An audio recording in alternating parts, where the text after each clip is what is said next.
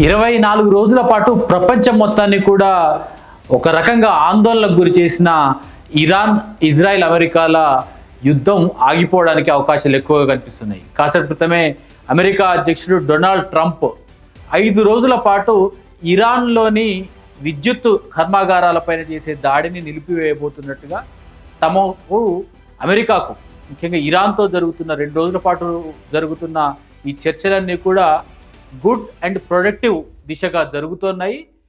Complete and total resolution of the హోస్టిలిటీని మేమంటే ప్రస్తుతం ఉన్న సమస్యలన్నింటినీ కూడా పూర్తి స్థాయిలో శాశ్వతంగా పరిష్కరించుకునే దిశగా చర్చలు కొనసాగుతున్నాయి. కాబట్టి ఇరాన్లోని పవర్ ప్లాంట్లపైన, ఇరాన్ పైన దాడిని 5 రోజుల పాటు నిలిపివేయాల్సిందిగా తమ డిపార్ట్మెంట్ ఆఫ్ వార్ని, అంటే యుద్ధానికి సంబంధించిన శాఖని ఆదేశించినట్టుగా ట్రంప్ ప్రకటించడం ఇప్పుడు ప్రపంచం మొత్తం కూడా ఒక్కసారిగా మాట్లాడుకుంటుంది. ప్రపంచవ్యాప్తంగా ఆర్థిక కారణాలతో కానీ, రాజకీయ కారణాలతో కానీ శాంతియుత వాతావరణం నెలకొల్వాల్సిన అవసరాన్ని ప్రపంచం మొత్తం కూడా కోరుకుంటుంది. ముఖ్యంగా పశ్చిమాసియా దేశాలు మొత్తం కూడా ప్రతిరోజు కూడా వణుకుతున్న పరిణామానికి ఇదొక ఊపిరి పీల్చుకునే వార్తగా మనం చెప్పాల్సి ఉంటుంది. 5 రోజుల పాటే వచ్చిన ఈ తాత్కాలిక విరామం శాశ్వత విరామంగా అవుతుంది అనుకోవడానికి కొన్ని అవకాశాలు చాలా స్పష్టంగా కనిపిస్తున్నాయి. దీనికి ప్రధానమైన కారణాలు ఏంటని చూస్తే కనుక ట్రంప్ యుద్ధోన్మాది, లేకపోతే ఇజ్రాయిల్ యుద్ధోన్మాది ఇరాన్ని పూర్తి స్థాయిలో ధ్వంసం చేసేంత వరకు ప్రపంచం మొత్తం నాశనం అయినా సరే ఈ యుద్ధం కొనసాగుతుంది. దీని విస్తృతి పెరిగితే ప్రపంచం మొత్తం కూడా ఒక అలజడి కొనసాగడం తప్పదు అని ఆందోళన చెందుతున్న పరిణామం నేపథ్యంలో ట్రంప్ ఉన్నపలంగా ఈ నిర్ణయం ప్రకటించడానికి కారణాలు ఏంటి అన్నది ఇప్పుడు ప్రపంచం మొత్తం కూడా చర్చిస్తుంది. దీన్ని స్థూలంగా మనం అర్థం చేసుకోవాలంటే 2 ప్రధాన అంశాలుగా మనం దీన్ని విశ్లేషించాల్సి ఉంటుంది. మొదటిది ఒకటి సైనికపరమైన అంశము, రెండోది రాజకీయపరమైన, దౌత్యపరమైన అంశంగా అమెరికా ఈ నిర్ణయాన్ని ఏకపక్షంగా ప్రకటించింది అనుకోవచ్చు. ఏకపక్షంగా ఎందుకంటున్నా అంటే ట్రంప్ సహజమైన వైఖరి అలాగే ఉంటుంది. ట్రంప్ యుద్ధం ప్రకటించడం కానీ, లేకపోతే యుద్ధ లక్ష్యాలను నిర్ణయించడంలో కానీ, యుద్ధం జరుపుతున్న తీరులో కానీ, యుద్ధం తాత్కాలిక విరామాన్ని ప్రకటించడం కానీ ట్రంప్ ఏకపక్షంగా చేశారన్నది కొంత సంకేతాలు అందుతున్న పరిణామం కనిపిస్తుంది. ఇరాన్ కాసేపటిగా దీనిపైన మాట్లాడడం జరిగింది. అమెరికాతో చర్చల్లో తమ మధ్య ఎలాంటి మధ్యవర్తి లేడు, కానీ అమెరికాని నమ్మడానికి అవకాశం లేదు, ట్రంప్ని నమ్మడానికి అవకాశం లేదు, మేము అలర్ట్గానే ఉంటామని చెప్పడం ద్వారా యుద్ధం కేవలం తాత్కాలికంగా మాత్రమే ఆగిపోయింది. ఈ ప్రకటన ఇద్దరు కలిసి చేసిన ప్రకటన కాదని మనం భావించాల్సింది. కానీ ట్రంప్ ఈ నిర్ణయాన్ని ఒక్కసారిగా ఎందుకు ప్రకటించారు? మొదటిది సైనికపరమైన, అంటే మిలిటరీ రీజన్స్ చూస్తే కనుక మనకు ప్రథమంగా అర్థమవుతుంది.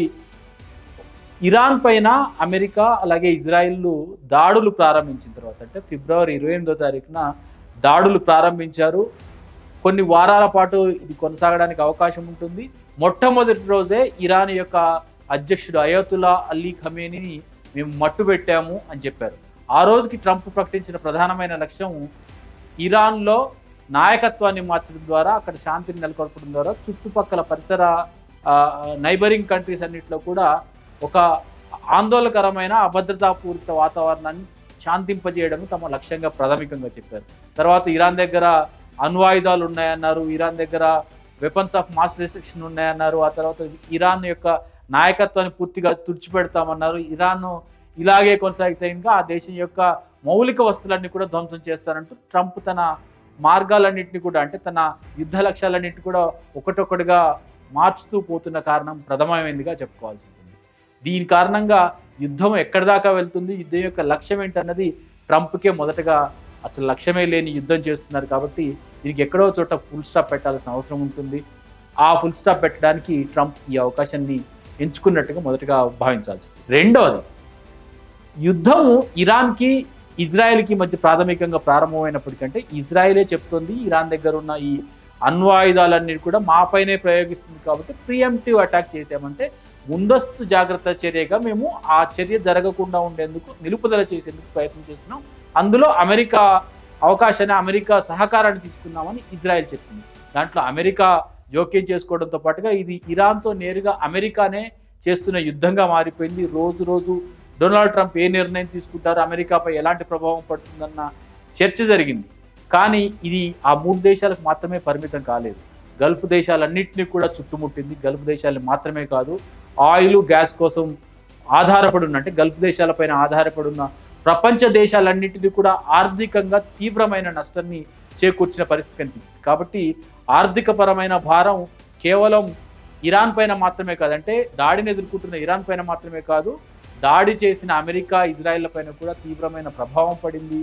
ఆర్థికంగా ఇది మరింత చుట్టుకోవడము, ఆ ప్రభావం ఆయా దేశాల స్టాక్ మార్కెట్లపైన, వస్తువులపైన, పెట్రోలు గ్యాస్ల ధరలపైన పూర్తిగా పడడం అనేది తీవ్రంగా ఇది ప్రపంచం తట్టుకోలేనంత భారంగా మారే అవకాశం, దీని ప్రభావం లాంగ్ రన్లో చాలా పెద్దగా ఉండే అవకాశం ఉంటుంది. కాబట్టి దీన్ని ఫుల్ స్టాప్ పెట్టాలన్న రెండవ కారణం ట్రంప్ పైన ప్రధానంగా పడింది. ఇది ఒత్తిడి కూడా తీసుకొచ్చిందని భావించాల్సి ఉంటుంది. మూడవ ప్రధానమైనది అత్యంత కీలకమైంది. సైనికంగా అమెరికా చాలా పెద్ద ఒత్తిడిని ఎదుర్కొంటున్న పరిస్థితి కనిపిస్తుంది. ఈ యుద్ధం కారణంగా ఇరాన్లో 1000 మంది, లేకపోతే ఇజ్రాయెల్లో కొన్ని 100 మంది పరోక్షంగా చనిపోయారు. గాయపడ్డవారు కొన్ని వేలల్లో ఉంటారు రెండు దేశాల్లో అంటున్నారు. కానీ అమెరికా పైన పడిన సైనికపరమైన భారం కానీ, లేకపోతే ఆర్థికపరమైన భారం కానీ, మిలిటరీ లాస్ కానీ, అమెరికా యొక్క F-35 లాంటి అత్యాధునికమైన యుద్ధ విమానాలు కూడా, B-2 బాంబర్స్ కూడా మొత్తం పాడైపోయిన పరిణామం కనిపిస్తుంది.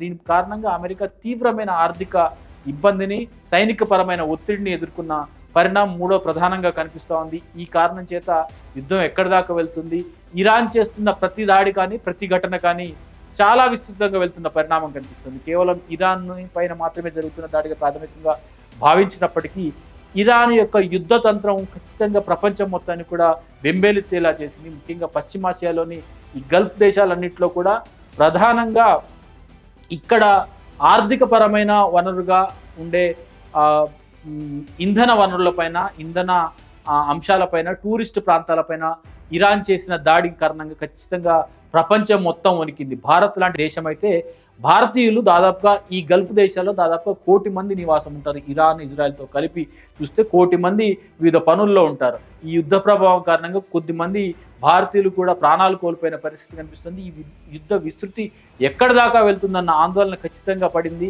కాబట్టి ప్రపంచ దేశాలన్నీ కూడా అమెరికాని పైన ఒత్తిడి తీసుకురావడం జరిగింది. ఖచ్చితంగా ఇది అమెరికా దీని విషయంలో ట్రంప్ కనుక సానుకూల నిర్ణయం తీసుకోకపోతే, యుద్ధాన్ని ఆపే దిశగా నిర్ణయం తీసుకోకపోతే మాత్రం అమెరికా పైన ప్రధానంగా ఒత్తిడి పెరిగే అవకాశం, వ్యతిరేకత పెరిగే అవకాశం కూడా కనిపిస్తుంది. అది కూడా ట్రంప్ మీద మూడవ ప్రధానమైన ఒత్తిడిగా మనం భావించాల్సింది.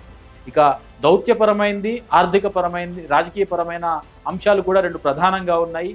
అమెరికా ప్రపంచం మొత్తానికి కూడా పెద్దన్నగా పాత్ర పోషిస్తూ ఉంది. తాను ఎక్కడ కావాలంటే అక్కడ దాడి చేసే పరిణామం అమెరికాకు, ఆ పరిస్థితులు అమెరికాకు సైనిక పరంగా, ఆర్థిక పరంగా ఉన్నాయి. కానీ ఇరాన్ పైన ప్రారంభించిన ఈ దాడి ప్రభావం ఖచ్చితంగా అమెరికా యొక్క ఆధిపత్య ధోరణిని ప్రపంచం ప్రశ్నించేదిగా మారిన పరిస్థితి కనిపిస్తుంది. ముఖ్యంగా ట్రంప్కి అమెరికా వెలుపల కాకుండా అమెరికా లోపల తీవ్రమైన ఒత్తిడి ఏర్పడింది.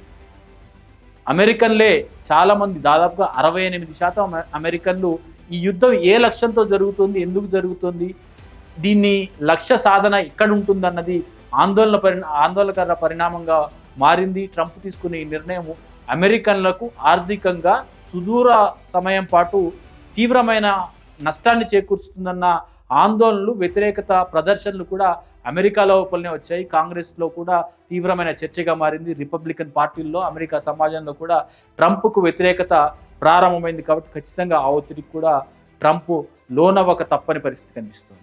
ఇక అంతర్జాతీయ సమాజంలో అమెరికా ఏది శాసిస్తే అది మాత్రమే నడిచే అమెరికాకు నాటో లాంటి సంస్థలు కానీ, లేకపోతే అమెరికా తీసుకున్న నిర్ణయాన్ని ఎప్పుడూ కూడా సమర్థించే యూరోపియన్ యూనియన్ లాంటి సమాజాలు కానీ సమర్థించకపోవడము, చైనా, రష్యా లాంటి దేశాలు స్ట్రెయిట్ ఆఫ్ హార్మూజ్ గుండా నౌకలు, అంటే ఈ ఆయిల్ ట్యాంకర్స్ రావడానికి అవసరమైన ఈ నేవీ షిప్స్ని మీరు సహకారంగా తీసుకురండి అంటే వారు వినకపోవడం, ఇలాంటి పరిణామాలు చూస్తుంటే అమెరికా ఆధిపత్య ధోరణికి అంతర్జాతీయ సమాజంలో కూడా ప్రశ్నార్థకంగా మారిన 5వ ప్రధాన కారణం కనిపించింది. కాబట్టి అమెరికాకు ఈ యుద్ధాన్ని నిలుపుదల చేయాల్సిన అవసరం 5వ ప్రధాన ఒత్తిడిగా కనిపించిందని భావించాల్సి ఉంటుంది. మొత్తంగా చూస్తే కనుక యుద్ధపరంగా ప్రధానమైన కారణాలు అమెరికా సైనిక పరంగా నష్టపోవడం, ఆర్థిక పరంగా నష్టపోవడం, యుద్ధ ఒక రకంగా ఈ పరిధి రోజు రోజుకి విస్తృతం చెందుతూ ఉండడము, ఆస్తి నష్టం పెద్దగా మారడం, అనేక దేశాల ఆర్థిక వ్యవస్థలు ఇందుకు లోనవుతూ ఉండడము, అలాగే స్ట్రెయిట్ ఆఫ్ హార్మూజ్ ద్వారా అనేక దేశాలు, ముఖ్యంగా పశ్చిమాసియా దేశాలు, చైనా, జపాన్ లాంటి దేశాలు ఇవన్నీ కూడా ఇబ్బంది పడుతున్న పరిణామాలు కనిపించడం అనేది కూడా మొదటి అంశంలో, మొదటి సెట్లో భాగంగా చూస్తే కనుక అది ప్రధానమైన ఒత్తిడి. రెండవది, అమెరికాకు రాజకీయంగాను దౌత్యపరంగాను కూడా వారి ఆధిపత్యానికి ప్రశ్నార్థకంగా మారే పరిణామాలు చాలా తీవ్రంగా కనిపించాయి. అమెరికా పైన ఆర్థికపరమైన భారం కూడా పెద్ద స్థాయిలో కనిపించడంతో ఈ యుద్ధాన్ని తాత్కాలికంగా నిలుపుదల చేయాల్సిన అవసరాన్ని అమెరికా గుర్తించింది. ఎక్కడ దీన్ని ఆపాలన్న దానికోసం ఎదురు చూస్తున్న ట్రంప్కి ఇది ఒక అవకాశంగా కనిపించింది. 2 రోజులుగా ఇరాన్తో జరుగుతున్న చర్చలు సానుకూల దిశగా, పూర్తి స్థాయి శాశ్వత పరిష్కారం దిశగా నడవబోతుందని ట్రంపే స్వయంగా ప్రకటించడం బట్టి చూస్తుంటే కనుక అమెరికా పైన ఎంత పెద్ద ఒత్తిడి ఉంది అనేది చాలా నిశ్చితంగా మనం అర్థం చేసుకోవాల్సి ఉంటుంది. అయితే ఇది శాశ్వత పరిష్కారం దిశగా వెళ్తుందా అంటే మాత్రం ఇంకా కూడా అనేక ప్రశ్నలే ఎదురు చూస్తున్న పరిణామం కనిపిస్తుంది. ట్రంప్ ప్రకటించిన ఈ ప్రకటన తర్వాత ఇరాన్ అమెరికాని ఎప్పటికీ కూడా నమ్మడానికి అవకాశం లేదు, మా జాగ్రత్తలో మేము ఉంటాము, అమెరికాతో మధ్యవర్తులు ఎవరి ద్వారా మేము మాట్లాడలేదు, ఎప్పటికప్పుడు అలర్ట్గా ఉంటామని చెప్పడంతో పాటుగా స్ట్రెయిట్ ఆఫ్ హార్ముజ్ ఏ మార్గం గుండా అయితే ఈ ఆయిల్ షిప్స్ అలాగే గ్యాస్ ఇవన్నీ వస్తూ ఉంటాయి, అక్కడ అన్ని కూడా ల్యాండ్ మైన్స్ ఇంకా కూడా మేము అమర్చున్నాము, పూర్తిగా స్ట్రెయిట్ ఆఫ్ హార్ముజ్ మా ఆధిపత్యంలోనే ఉంది, అమెరికాని ఇజ్రాయెల్ని మినహా మిగతా అన్ని దేశాలకు కూడా మేము అనుమతిస్తామని చెప్పడం ద్వారా పరిస్థితి ఇంకా కూడా నిబురు కప్పిన నిప్పులానే ఉంది. ఎవరు ఒక్కసారి అగ్రెషన్ చూపిస్తే రెండో వారు అందుకు ప్రతిస్పందించక తప్పని పరిణామం అయితే ఇంకా కూడా అలాగే నెలకొని ఉంది. తాత్కాలికంగా మాత్రమే ఒక ఉపశమనం వచ్చిందని భావించారు.